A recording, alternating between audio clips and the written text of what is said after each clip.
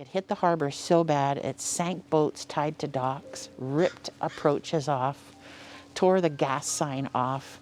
Like, it was just an intense little superstorm. And just started, lasted about ended. 15 or 20 minutes and left. And But then the it was damage sunny was and just- clear again. Oh my gosh, that's I know. wild. In August. Coastal communities face unique challenges in response to the changing climate, including events like sea level rise, increased storm frequency, and dramatically changing weather patterns. But as humans, we've always been drawn to coasts and the huge cultural, recreational, and economic potential they hold. In today's episode, we'll learn from coastal community members on how municipalities are responding to the new reality of the climate crisis, and how coastal cities are at the forefront of climate action in shaping adaptation policies that keep people safe, center community needs, and are responsive to our rapidly changing world.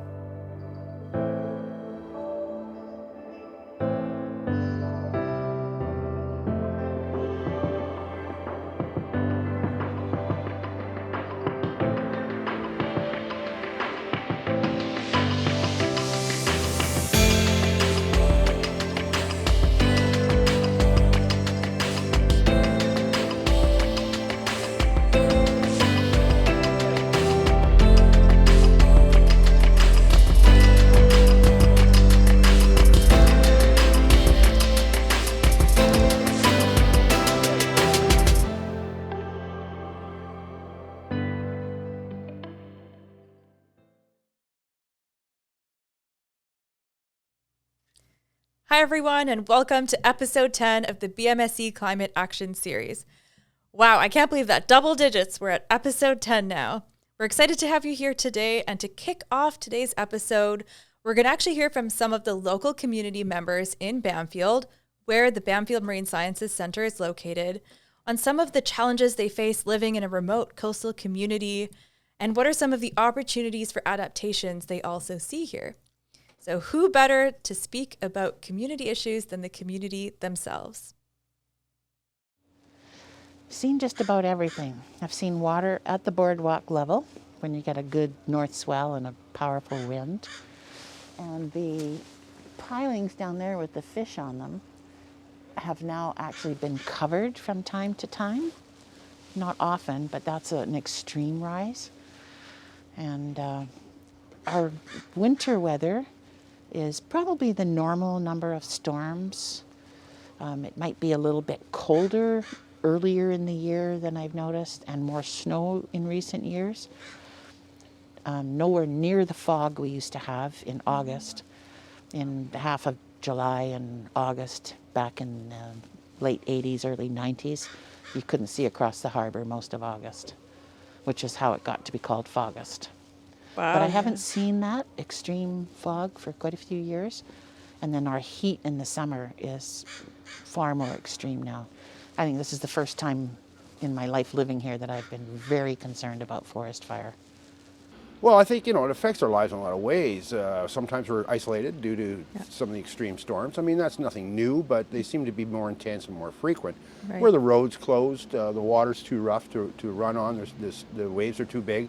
We're isolated. I mean, we're cut off from the rest of the world, which isn't necessarily a bad thing, but it does require a pretty strong spirit and a stubborn nature and perhaps a lack of brain cells too, I guess. I don't know. But it's a lifestyle that we did choose to live here, and we're happy with that. But it does have an impact, and it seems to be getting worse. A personal standpoint, we have to operate our generators when the power is out. So with the increased power outages due to the extreme winds and rains that have knocked down trees and knocked out the power lines, I'm down here quite often 24 hours a day operating the generators depending on the length of the storm. So that's the personal impact on our business, just to protect all the products and keep everything frozen and fresh or whatever the case may be, at a cost of lack of sleep, various things like that.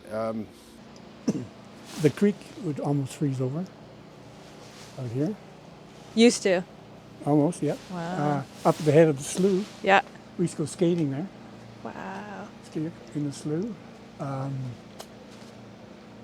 I think we had more snow. We had snow this year, but we haven't had snow for years.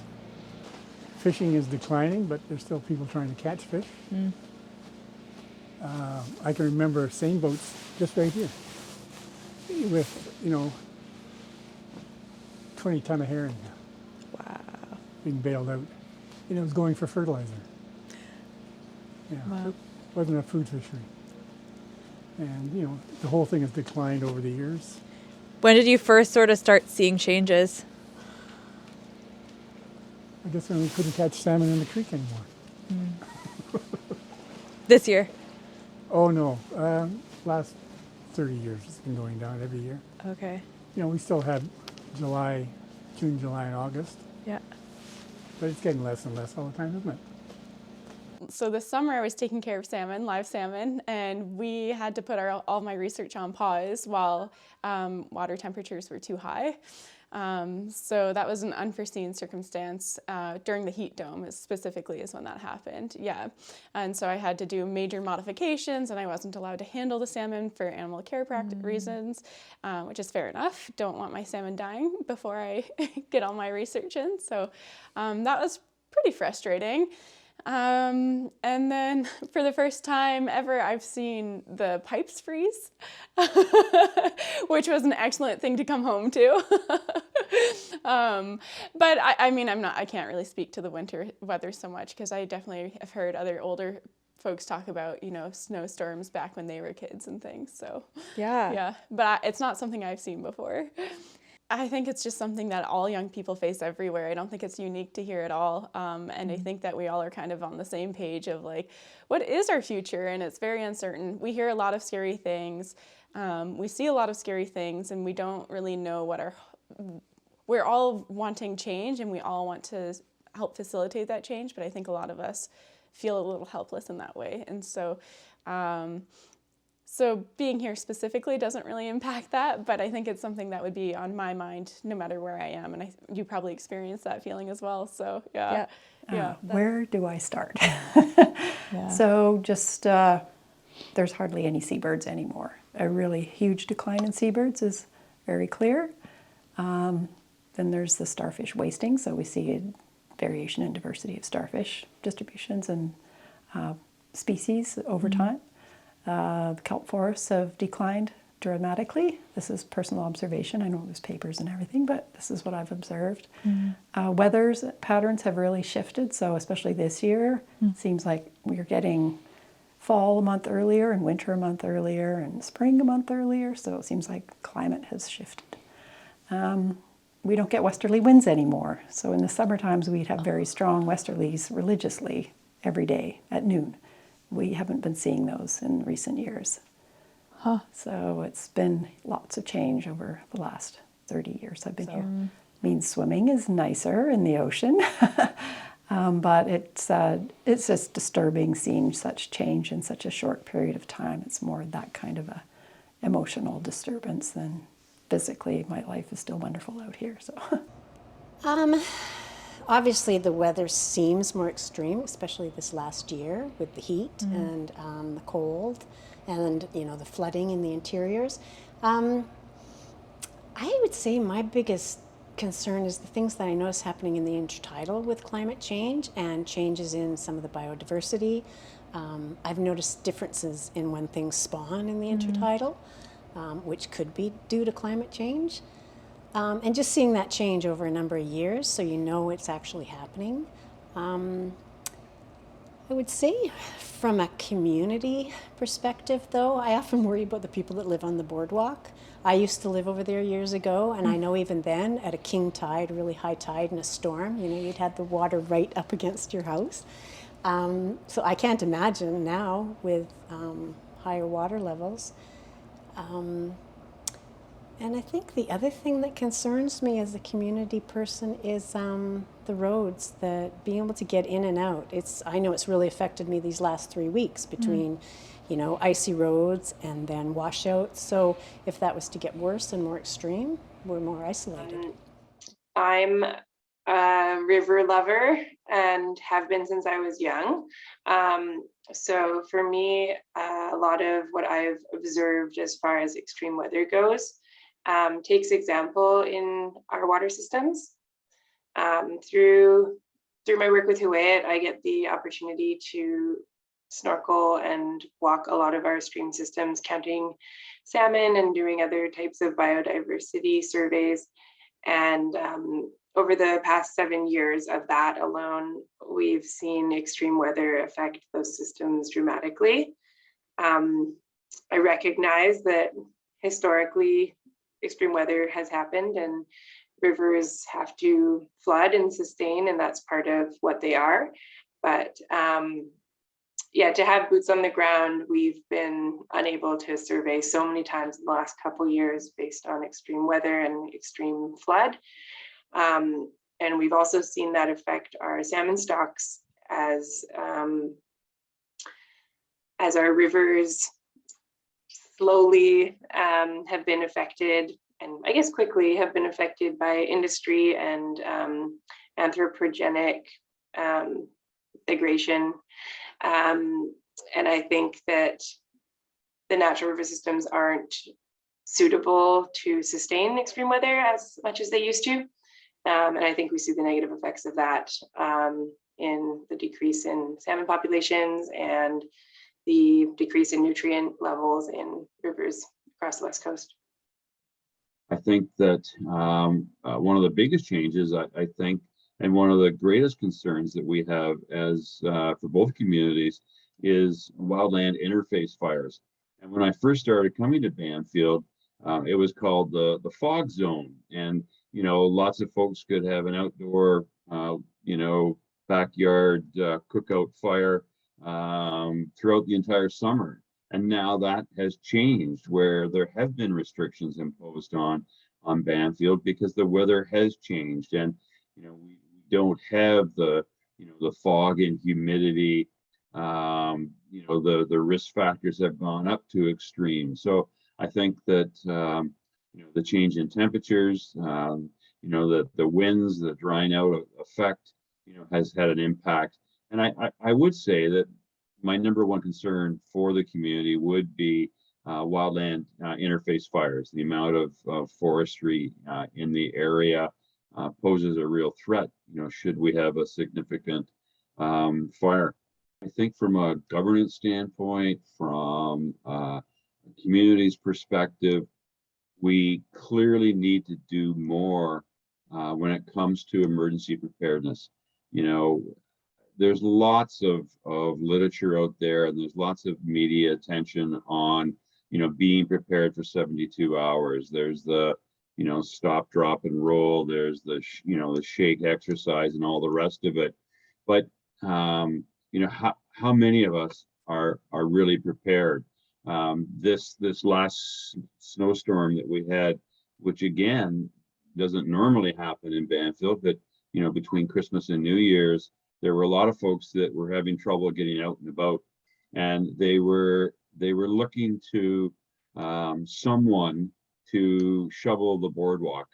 And again, I'm wondering if a neighbor is stuck in their home and they have mobility issues and can't get out, is shoveling the boardwalk necessarily the route to go? Or is it a neighbor looking after a neighbor? And should that not be the focus? And going back to, we should be self-sufficient for at least 72 hours, you know, if we can't get out or if we lose power. Thanks so much for all the folks who chatted with us. We really appreciate your insights. And obviously there's a lot of challenges, whether you live in a coastal community or not. Our cities are changing. Where we live all of these places are changing as a result of the climate crisis. And so we're really looking forward to hearing from our next two speakers from ICLEI Canada and the City of Victoria on climate adaptation. Rena Viebeck is the Climate Change Program Manager at ICLEI Canada, where she primarily manages climate adaptation projects alongside local and provincial governments. And before joining ICLEI Canada, an organization which aims to support local governance towards sustainability, Rena was the education coordinator with the Lakehead Region Conservation Authority, where she shared her passion for meaningful engagement and connected community members with the outdoors. Rena also spent several years as the City of Thunder Bay's Climate Adaptation Coordinator and as the Sustainability Coordinator. And our other speaker is Christy Signer, the Climate Action Outreach Coordinator with the City of Victoria's Climate Action Program, and is responsible for community education, outreach, engagement, communications, and advocacy related to Victoria's climate change initiatives. Christy is passionate about preparing communities for the changing climate and brings a history of community engagement work to the development of the city's Climate Change Adaptation Plan. And this plan will include a community chapter, which requires engaging local organizations and Indigenous communities to discuss and develop climate risks, vulnerabilities, and adaptation actions. So we're really looking forward to hearing more about this. Can you please go ahead and start your presentation? Thanks so much, Aneri. I am really excited to be here, and I'm going to share my screen. So just one moment.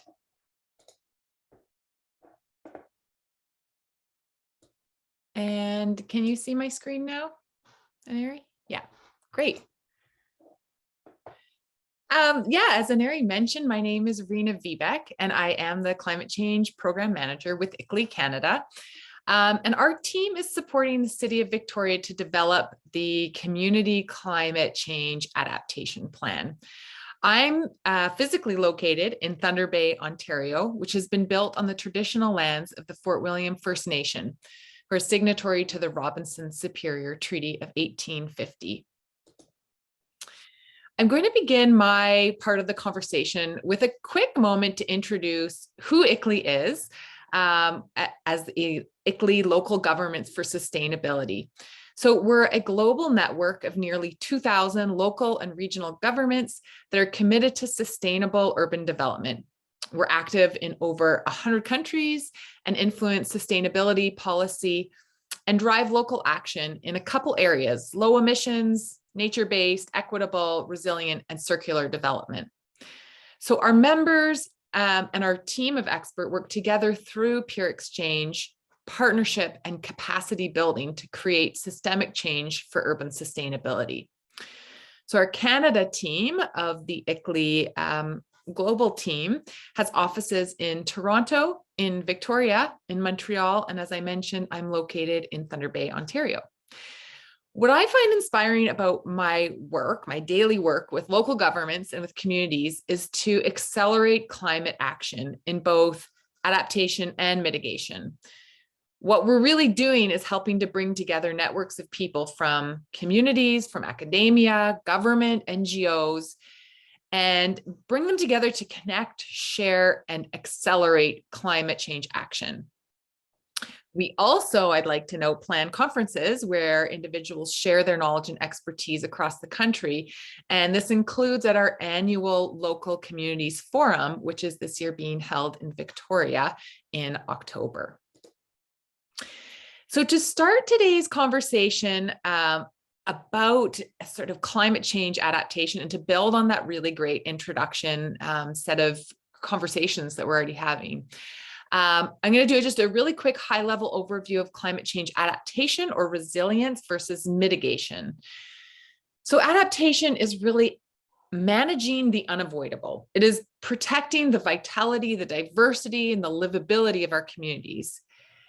Climate change adaptation addresses what could be seen as the symptoms, and it's taking action in response to actual or projected climate change impacts, which will reduce the effects of climate change on built, natural, economic, social systems. Hence, for today's webinar on rising seas and coastal extremes, our conversation focuses around these impacts, and therefore our discussion narrows in on the adaptation side of the climate change conversation.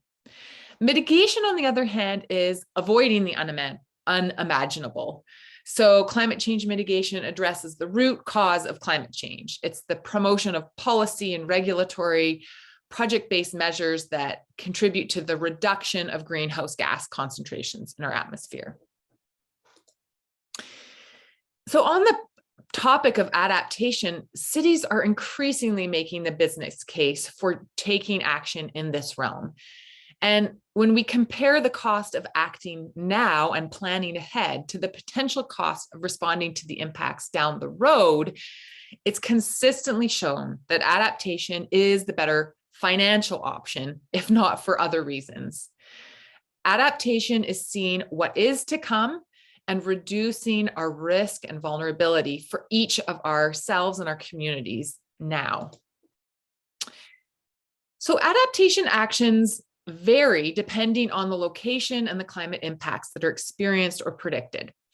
I'm going to highly encourage you to visit the map of adaptation actions, which the website is posted here on the bottom of this slide.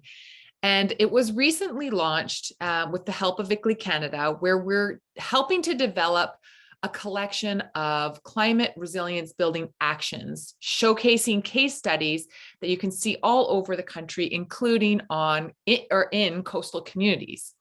So today I just pulled out a couple quick case study examples of actions that local governments are taking in the face of climate change. So starting on the west and moving east, the Capital Regional District, where the City of Victoria is located, sought to improve their liquid waste management plan. And through water testing and long-term planning, they're able to better manage their current infrastructure and decide where to prioritize rehabilitation practices. So planning and management plans. Qualicum Beach's waterfront master plan is including a combination of natural and engineered infrastructure to address and adapt to sea level rise. So that planning for infrastructure and its inclusion, both natural and built. Vancouver Coastal Health has mapped populations within that city that are vulnerable to extreme heat events. And this will help to proactively reduce harm on these populations. The IMAX headquarters in Mississauga, Ontario, used bioswales, essentially engineered and vegetated ditches, to manage and filter stormwater, which also has mitigation benefits. And Lamec, New Brunswick is supporting vulnerable populations by opening a community kitchen during ice storms to provide relief and reduce harm during these extreme weather events. So lots of great examples addressing multitude of impacts. So here I want to focus in on people. The principal resource for responding to climate change and nearly for all adaptation actions is people themselves and the knowledge and expertise that they hold. Again, another great reason why today's conversation started with these local experts and what they're experiencing. We all benefit from combining scientific or factual information with local knowledge and experience of climate change. Working with the community in the planning stages of climate change adaptation builds the adaptive capacity of the community. Not only are people aware, but they can contribute to that whole process and the impacts that are seen. When we work with a variety of stakeholders, priority areas for action emerge that take into account everyone's perceptions. And this is really an essential part of equitable and fair planning. And when people are involved, they then have ownership over any decisions that may come out of that planning, and they too can take action. So just a little example within government and within community, when we work collaboratively within governments, those intergovernmental approaches, as well as internal capacity building processes, link these siloed municipal staff together and serve to support and reinforce the need to integrate adaptation planning throughout government's policy and planning processes. It's not held by one person or one department.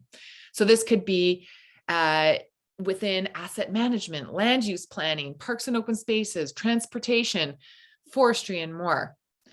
And within communities, we see that the networks of practitioners involved in community adaptation planning and the establishment of research practitioner linkages increase the awareness of public interest and mobilize those communities to support adaptation action. These networks then support and reinforce the efforts of leaders and champions within the government and within the community. Now, engaging stakeholders may take longer than conventional externally driven processes, but they are often more cost effective in the long term because a stakeholder process is more likely to be not only sustainable with inclusion of those individuals and organizations, but the process allows the ideas to be tried, tested, defined, and redefined before adoption. To help drive home the message that people and communities are central to mobilizing action, we can look at both the challenges that are faced when attempting climate change adaptation, as well as opportunities that are fostered if collaboration is central to the process. In terms of challenges, there may be many constraints on capacity, staff, time commitment, financial resources. Are there climate change champions in your community? Climate change is a topic that has a lot of uncertainty. And then there's a lot of data and science that goes with it that people may not grapple with and feel comfortable in talking about. So these are challenges that can face us when we're starting our adaptation process. But the opportunity of working with a variety of people means now we have the opportunity to grow networks of organizations, reinforce collaboration that was potentially already there, enhance our own capacity or the capacity of our organizations. We can be flexible in approaches that recognize regional differences and unique communities, and partnerships and cooperation within institutions, organizations, and local communities can be fostered and further progressed. For a very quick moment, I want to just dive into the adaptation process that ICLEI Canada is supporting local governments in undertaking, including with the City of Victoria. It begins with the important acknowledgement that climate change is truly experienced at the level of cities and our everyday lives. Water shortages, flooding, infrastructure failure, the kind of impacts that were talked about at the beginning of this conversation today are what we're seeing and feeling at the local level. So how can cities and communities be central to the solution? The power of municipalities toward climate action is really through the development of a climate adaptation plan, where they can set their own resilience goals, regardless of provincial or federal commitments or policies. So we use what's called the Building Adaptive and Resilient Communities Framework, or BARC, which is a comprehensive framework that enables cities to respond to the impacts of climate change, helping to protect the people, the places, and prosperity of a community. And it's important in this process that the solutions must involve a bottom-up approach, where communities work with local governments to drive action on adaptation. So through the BARC process, which is kind of highlighted broadly here on the slide, we work with communities, like I mentioned with City of Victoria and others across the country, to look at local climate science and how they can expect their local climate to change. Through this analysis, key stakeholders then complete a vulnerability and risk assessment, have a conversation about this and these impacts, and tease out what are the highest priority impacts in their community. Then, with that in mind and that local context, actions are then built around those identified impacts, and detailed implementation plans are then completed and can be carried out. And it's a collaborative process that's for long-term adaptation, planning, and community building to help guide sort of the vision of climate resilience. So now that I've highlighted a bit of the value and the process of community engaged climate change adaptation planning, which includes looking at the impacts of rising seas and coastal extremes, I'm going to hand it over the second part of our presentation to my friend and colleague, Christy Signer, and it's all up to you now. There you go. Thank you so much, Rena. That was an excellent introduction. So my name is Christy Signer, as Anaria and Rena introduced me. My pronouns are she and her, and as mentioned, I work as the Climate Action Outreach Coordinator for the City of Victoria's Climate Action Program. So I'm located here in Victoria, BC, so I'd like to acknowledge with respect the Lekwungen speaking peoples on whose traditional territory the City of Victoria is located, and the Songhees, Esquimalt, and Wasanich peoples whose historical relationships with the land continue to this day. Indigenous communities have thrived in coastal areas in the Pacific Northwest since time immemorial and endured the harsh extremes of living on the coast.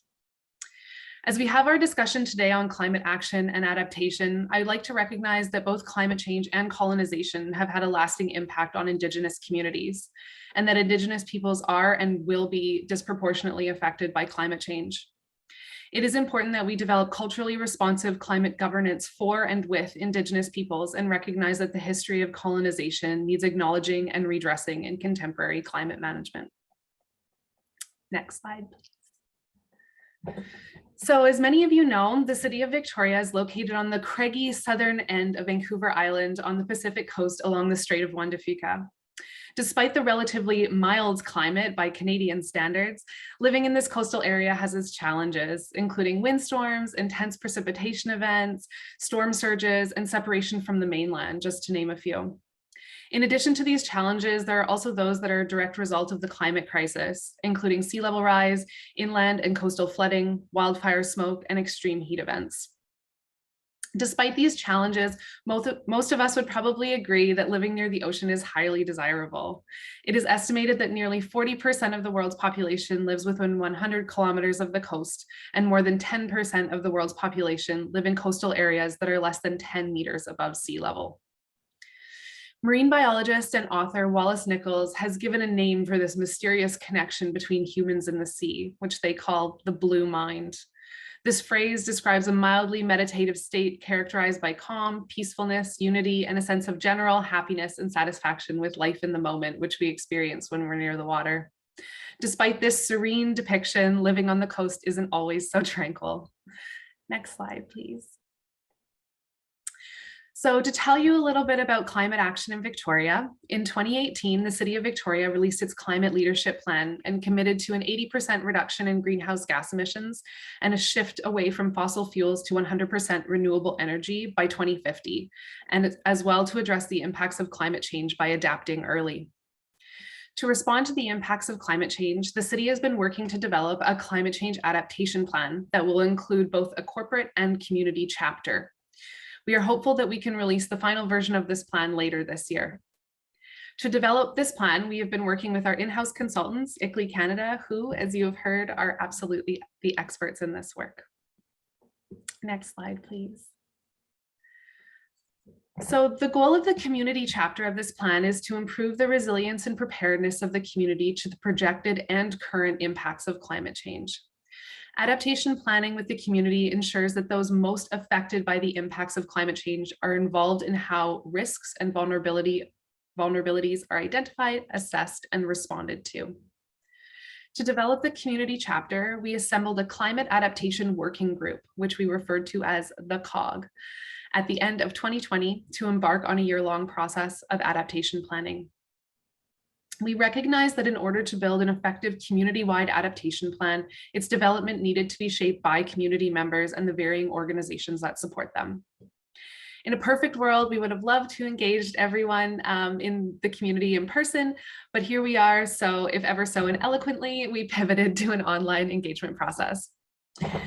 So the COG is made up of about 20 organizations in the community representing a diverse array of local expertise, including health agencies, tourism organizations, local, regional, and provincial government representatives, local business, neighborhood groups, and climate experts.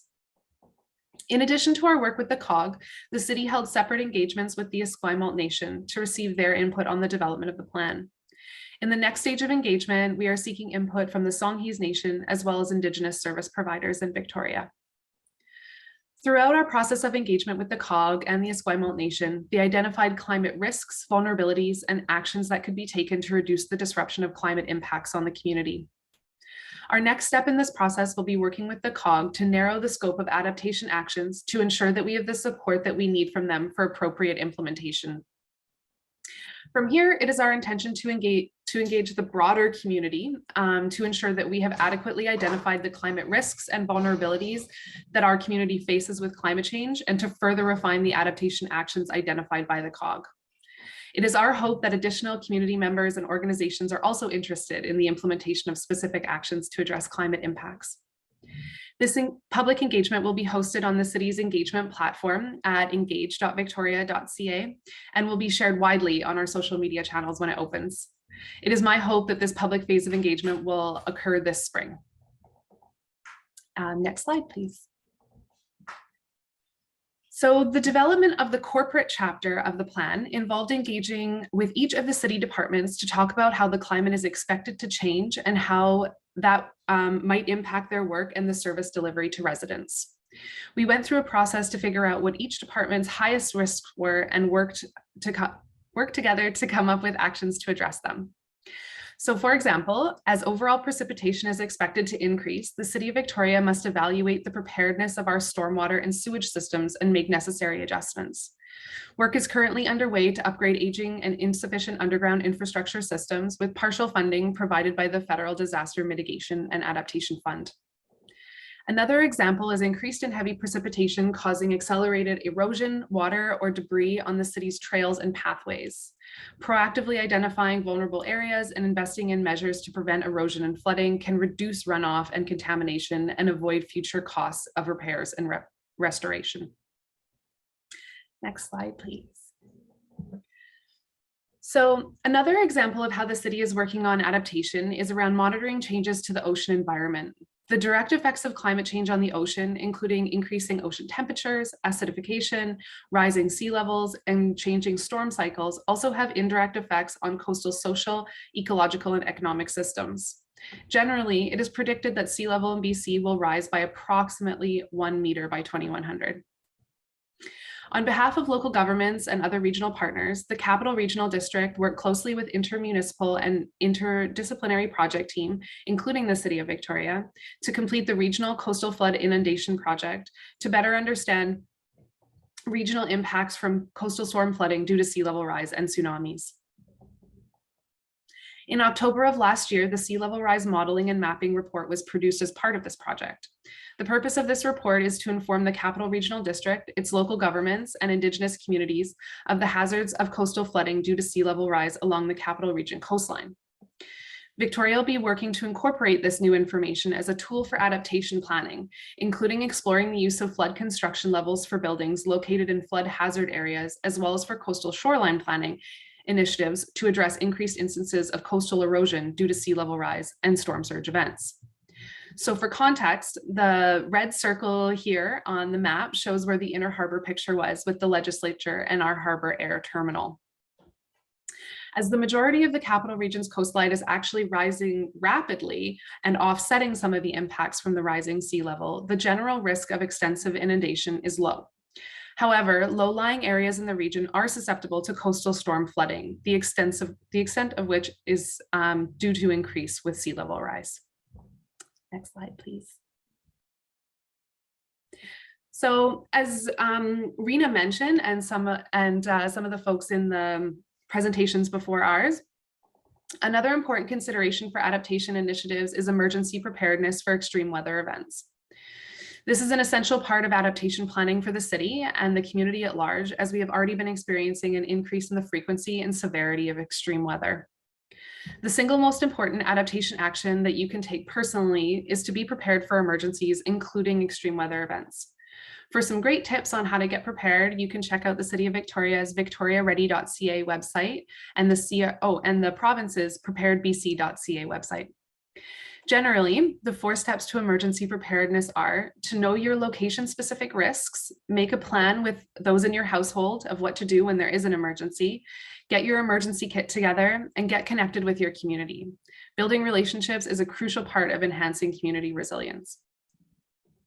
So other examples of emergency preparedness might include preparing for more intense rainfall events by installing a sump pump in your basement and making sure that storm drains near your home are not blocked.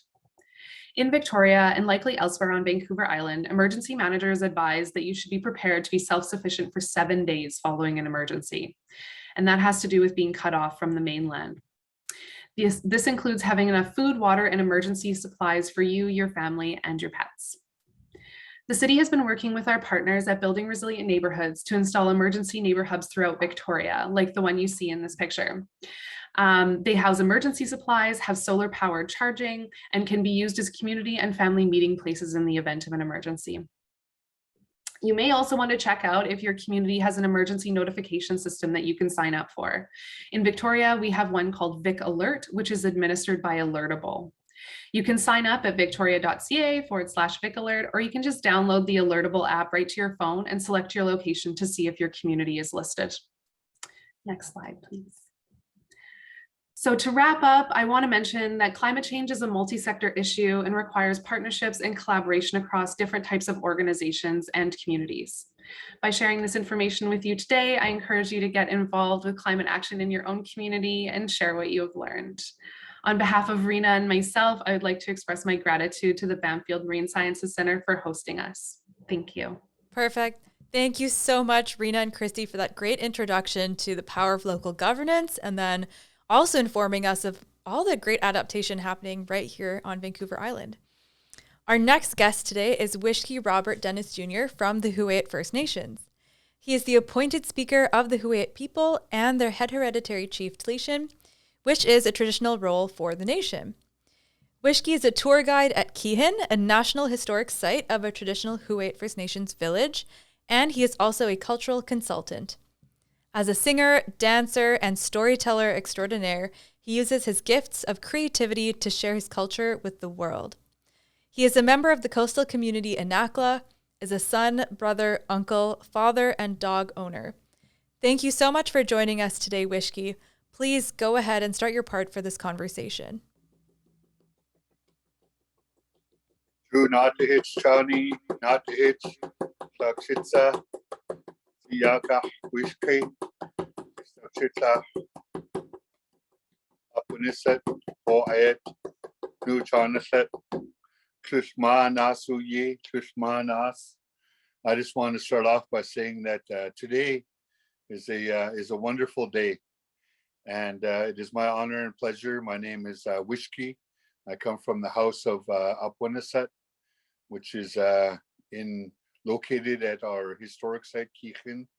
I come from Huu-ay-aht First Nations, which is a part of the larger language group of the Nuchana. And one of the things that as a tour guide I get to do each and every day is share some of the history, the language, the stories, and the songs as well of my people and our history as it relates to our existence on this coast over the millennia. And what does it mean to be Huu-ay-aht?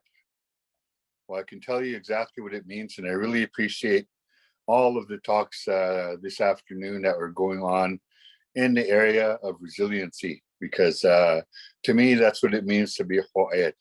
That no matter what obstacles life is going to throw our way, we are going to find a way to not only survive, but thrive. And in our existence, we have shown resiliency in the face of natural disasters, of tsunami, of earthquakes. We have shown resiliency in the face of hunger and famine, which would quite often be the aftermath of said disasters. We've shown resiliency in the face of war and conquest, just like any other peoples all throughout the globe. There's been a time in our history where we've had to literally fight and in some cases even die for the land that we live on. So that's a little bit about the Huu-ay-aht. And I wanted to just take a step back and go back to the first instance when I was talking about our people showing resiliency in the face of natural disasters. And I'd like to do so in a way that I do quite often, is through a song. And this is the storm song. This is the storm song. And it's a very historic song for the people of Huu-ay-aht. And it starts off and it goes something like this. And it says over and over again that a storm has come, strong storm, relentless storm.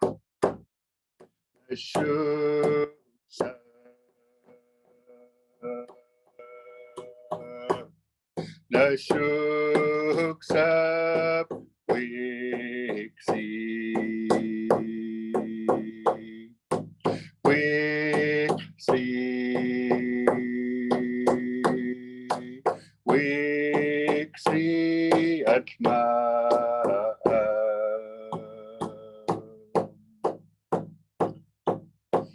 Midsummer, midsummer asa, wiksi itma, wiksi asa.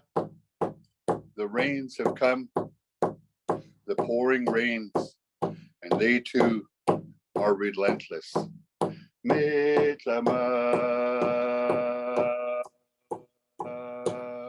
midsummer asa. Wiksi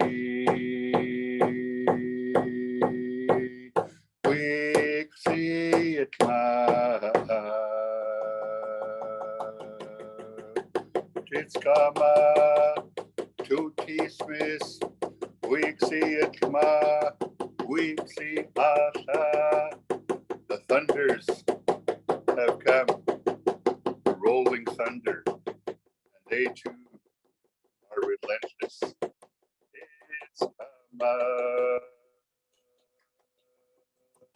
It's kama, wiksi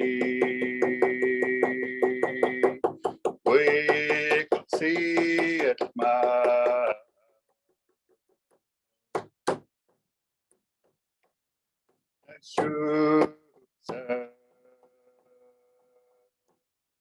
Ashuksa wiksi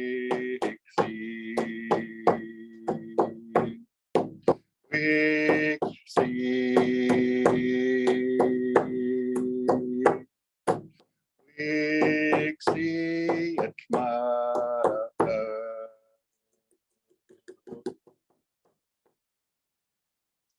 So that is the storm song, and one of the reasons why this is so significant to our people and to our existence on the west coast of Vancouver Island is that accompanied to this storm song in the Hoya government office just up the road from where I reside is a set of Thunderbird Masks, and it's singing about this great storm that our people have encountered on countless occasions.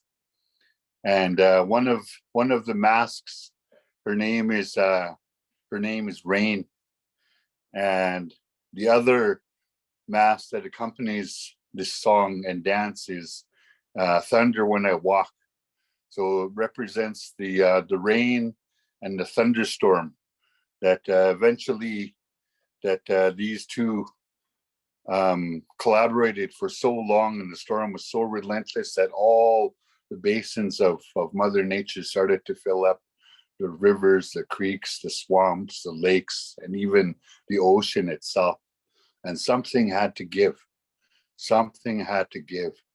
And the result was an earthquake followed by a tsunami.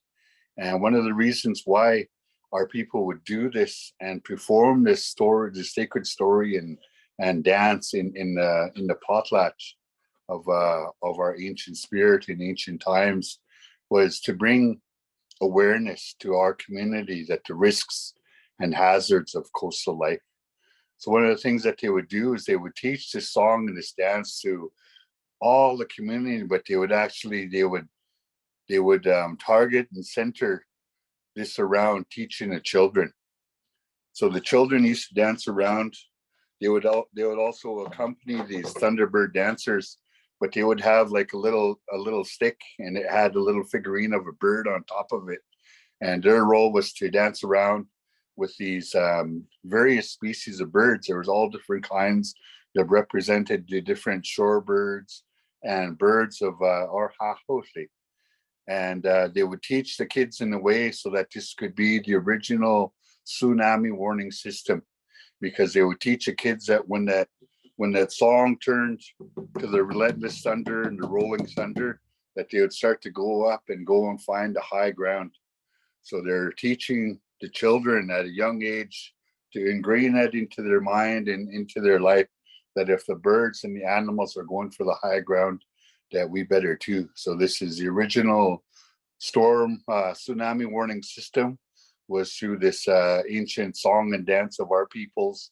And I'm always glad and honored when I can get a chance to share it, because I know that climate change is on the forefront of many people's minds, and Hoyt included. We are presently engaged in a climate change study where we're looking at how the climate change that we're going through presently will affect our historic site at Keegan. So it's something that we're doing and something that we recognize that needs to be ongoing. So it is my honor and pleasure to be here with you today. And the last thing I want to say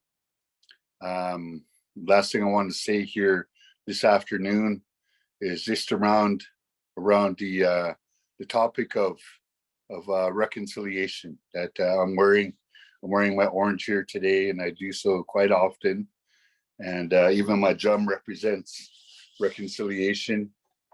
But I just wanted to say that a really big part of that reconciliation piece is learning about the First Nations people, the Indigenous population of Canada. And our Science Center, the Banfield Marine Science Center, has been around since 1972.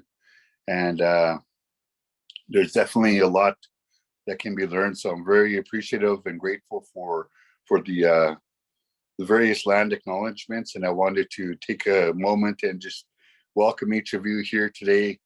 And as I'm coming live from Untitled Banfield community, it has been my honor and pleasure to share with you here today.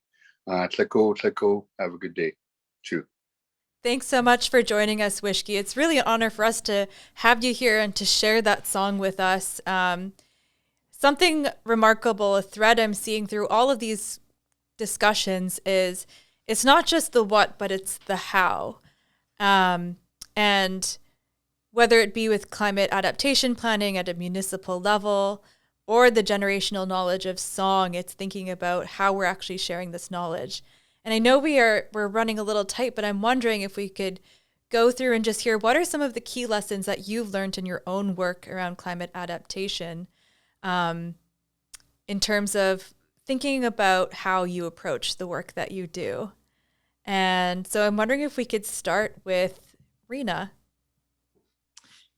Yeah, and I think I dove into this quite a bit, and in my presentation, it's because I do feel quite passionately about the community engagement aspect of climate resiliency, and specifically climate resiliency, but of course mitigation as well, and that's the big picture sort of sustainability. But without people, without connections, without supporting one another, we cannot be resilient. And so for me, starting at basic levels of having conversations with people about climate change impacts that you're seeing or feeling, it is a number one action and sort of the start of the conversation, and a really important part. And then from there, we can then acknowledge what we're seeing and feeling and how can we take action on that. And it brings such opportunity to bring that community together and share concerns, potential.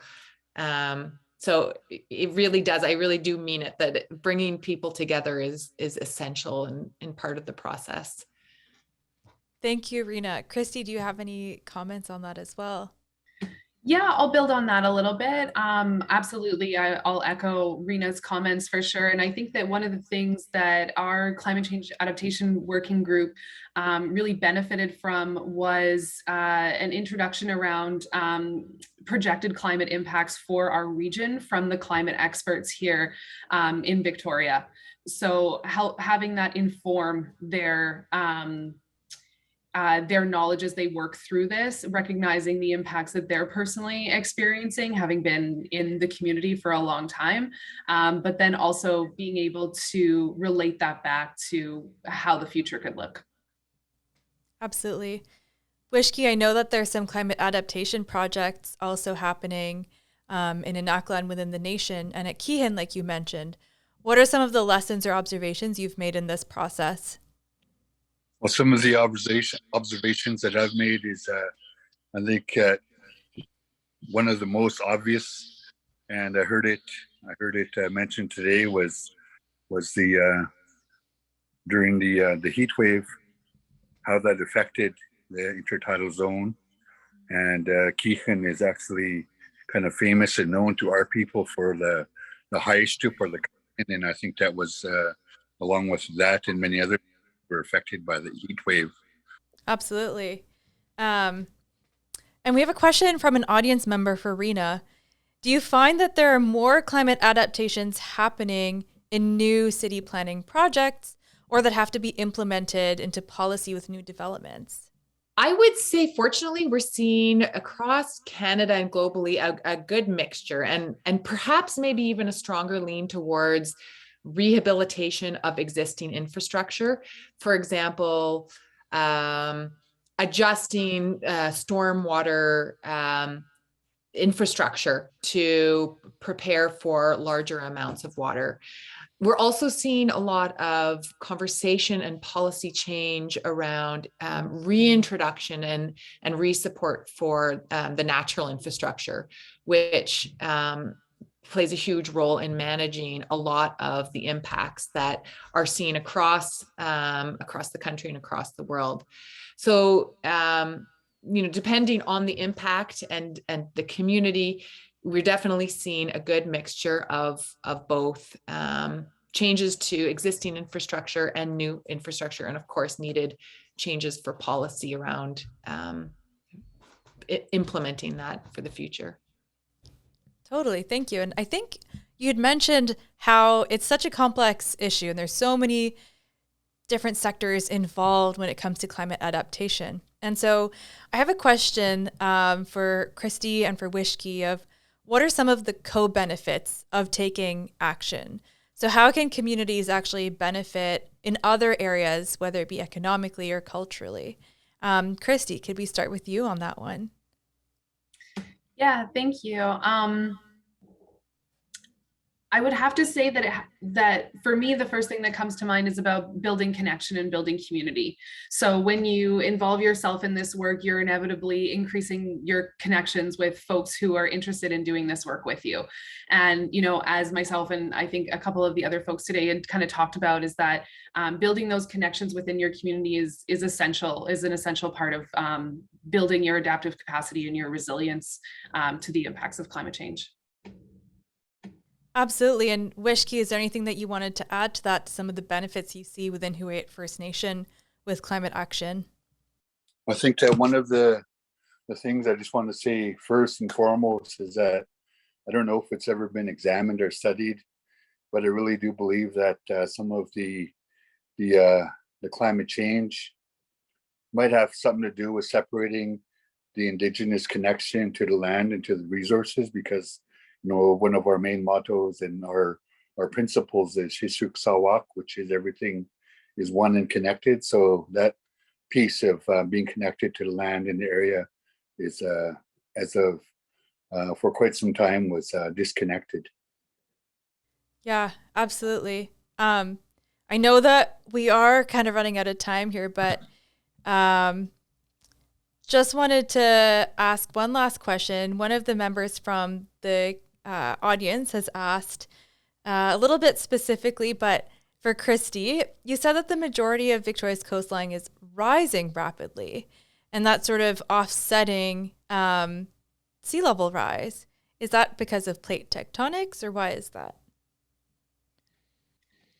That's an excellent question. And I am not an expert in the field, so I'd be remiss to answer that. However, it's happening in different parts of the world at different rates. And it just so happens that in the Capital Regional District region, I think Vancouver Island as a whole, we are actually rising and kind of like offsetting that impact from sea level rise.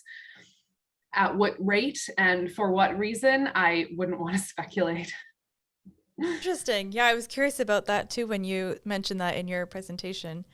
I have one last question for Rena, and then we're going to transition sort of to the end of the episode in case people have to run. But I guess on the topic of, we're going to talk next about our climate action recommendations, but are people giving anything up when they act on climate change?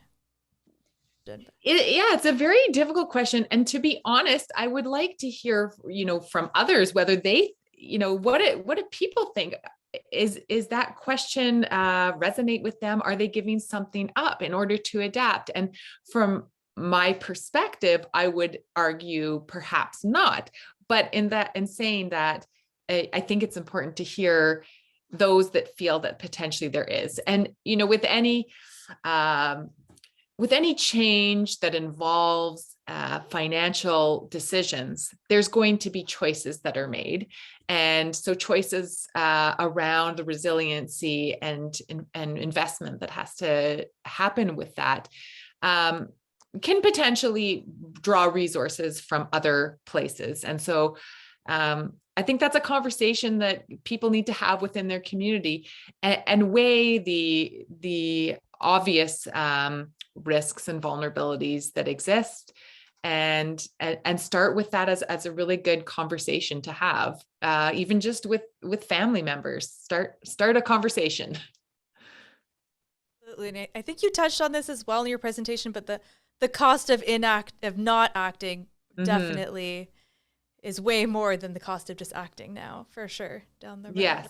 Yes, absolutely. And on that same topic, not specific to adaptation, but of course, mitigation as well. And I think today we've talked about the impacts seen, but, action needs to come, full sustainability action. So, Absolutely. Thank you so much, everyone. Honestly, I wish I could keep asking you questions forever, but we're a little constrained here. But this is a great transition into, well, what can we actually do about this? What are some of the actions that you can take, whether it comes to adaptation or mitigation? And so the first one that Christy ended on is try to think about emergency preparedness. As we learned from Wishkey, the Huu-ay-aht First Nations have lived through generations of different coastal events. And so how can you actually prepare? So we'll link in our show notes and on social media different resources where you can go and see, do I have an emergency plan? Do I have a go bag ready? I know personally a few weeks ago there was a tsunami advisory in Bamfield, and that sort of pushed me to be like, okay, I think I actually need to plan for this. Like, this is real. This is the reality of where we live. Yeah. And then the second sort of climate action recommendation is to learn about what sort of adaptation plan already exists in your community, or who can you go to leverage the power of municipal politics to get that going. And I love the map that Rena showed, so we're going to make sure that we link that in our show notes so everyone can go and see what are some of the neat adaptation projects happening near you. And then finally, I love that Rena ended on, you need both actions, adaptation and mitigation, for us to solve this issue. And obviously there's the power of local action, but what's coming up March 12th is a National Day of Action to pass a Just Transition Act. And so how can we encourage policy at the federal level so we can have more good jobs in the climate adaptation sector, maybe, that are good jobs, that are fair, that are well-paying? So keep an eye out for that. We'll link that also in the show notes and on social media. But there's actions happening coast to coast to coast, so you can participate wherever you are. Our next episode is just 2 weeks away, and we're going to dive deep, deep, deep into the world of the deep sea and oceanographic changes and how those environments are changing as a result of climate change. And to end today with a little fun fact that might make your day, it is the second day of the second month of the year 2022. So, in about 15 minutes at 2:22, hope you have a fun little dance party to celebrate that moment. Thank you to all our speakers for joining us today, for sharing your wisdom. We're so grateful, and we'll see you next time.